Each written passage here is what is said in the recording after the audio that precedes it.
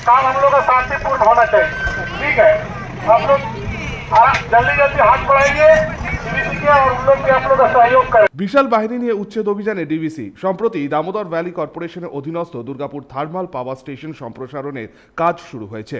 800 megawatt unit তৈরি করতে প্রচুর জমির প্রয়োজন। কয়েক মাস ধরেই দামোদর ভ্যালি কর্পোরেশনের জমির জবরদখলকারীদের জমি খালি করার বিজ্ঞপ্তি দেওয়া হয়েছিল দামোদর ভ্যালি কর্পোরেশনের তরফ থেকে।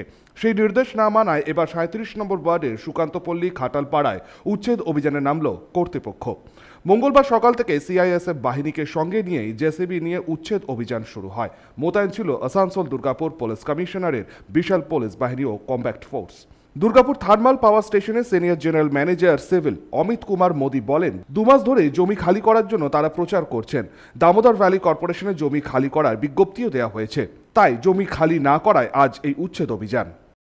খাটালকে নিয়ে পুরো যত এখানে আছে সবাইকে আমার 1 বছর ধরে মাইকিং করছি যে আমার নতুন প্লান্ট হতে যাচ্ছে 800 মেগাওয়াট, আপনার সহযোগ করেন। এই খাটালেকে নিয়ে আমার 5 বার করে এসেছি এখানে। 2 মাস ধরে আমার রিকোয়েস্ট করছিলাম যে আপনি আমার জায়গা খালি করে দেন, এখানে প্লান্ট হচ্ছে। বারবার করে আসছি যাচ্ছি, তো আজকে ফাইনালি আমার এটা এভিকশন প্রোগ্রামটা উইথ পুলিশ হেল্প থেকে এটা করা হচ্ছে। হ্যাঁ, নোটিশ অলরেডি দেওয়া হয়ে গেছে। নোটিশ দেওয়ার পর মাস 1-1.5 মাস হয়ে গেছে আমার।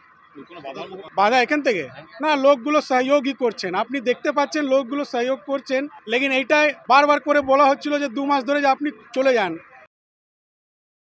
সনাতন গড়াই, 99 নিউজ বাংলা, দুর্গাপুর।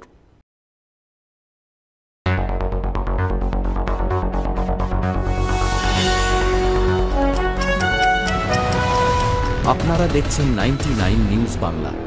বদলাবো আমরা।